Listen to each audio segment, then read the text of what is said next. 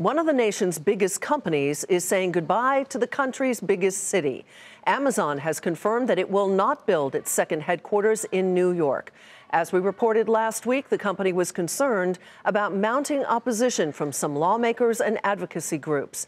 In a statement, Amazon said, quote, "While polls show that 70% of New Yorkers support our plans and investment, a number of state and local politicians have made it clear that they oppose our presence and will not work with us to build the type of relationships that are required to go forward with the project we and many others envisioned in Long Island City," end quote.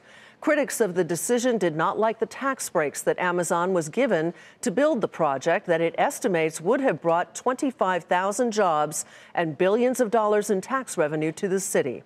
We have two reports tonight. Diana Olick on what that decision could mean for property values in the area. But first, Contessa Brewer with reaction from Long Island City. On this holiday devoted to love, no love lost in New York City as neighbors and local politicians duked it out. And Amazon announces it's pulling out from its New York City deal. This was supposed to be the largest economic development deal in New York State's history, a deal that would bring 25,000 to 40,000 jobs that would average $150,000 a year. New York Governor Andrew Cuomo is pointing the finger at local leaders for ending this deal. A small group of politicians put their own narrow political interests above their community. One of those outspoken opponents was local New York City City Councilman Jimmy Van Bramer, and he did a victory lap news conference. We are proud that we fought for our values. Proud that we fought for our values. Our values in New York City are to defend working men and women. But the constituents who live here, neighbors and local businessmen, are furious. Job killer, everybody!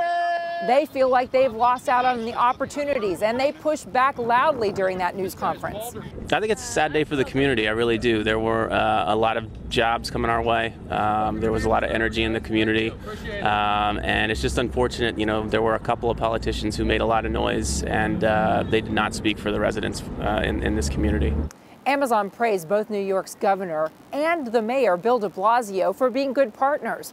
But today, in his statement, Bill de Blasio somewhat changed his tune. He said, "We gave Amazon the opportunity to be a good neighbor and do business in the greatest city in the world. Instead of working with the community, Amazon threw away that opportunity."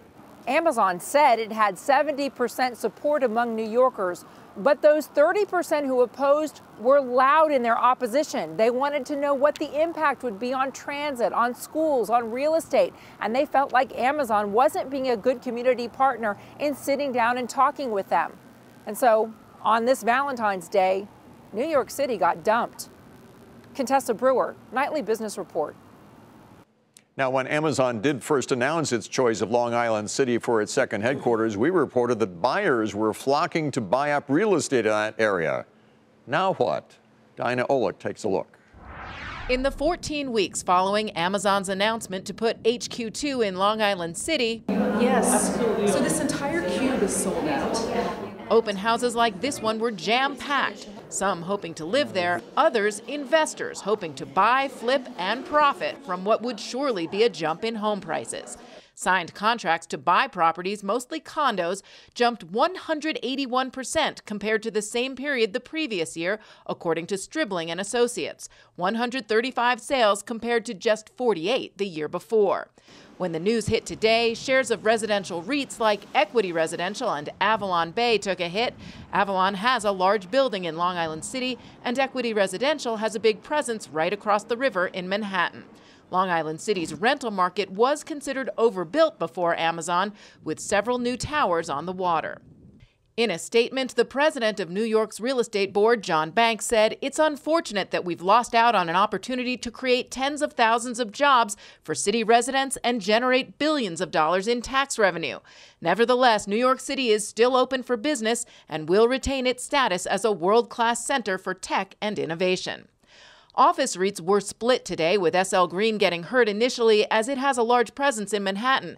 But JBG Smith, the biggest office name in Northern Virginia, the other Amazon choice for HQ2, got a bounce. Some may be thinking that Amazon will now go even bigger in Northern Virginia. For Long Island City, it's not as if it will suddenly become a wasteland. Agents there say all the attention over the last few months was very positive and will likely outlast the Amazon effect. For Nightly Business Report, I'm Diana Olick.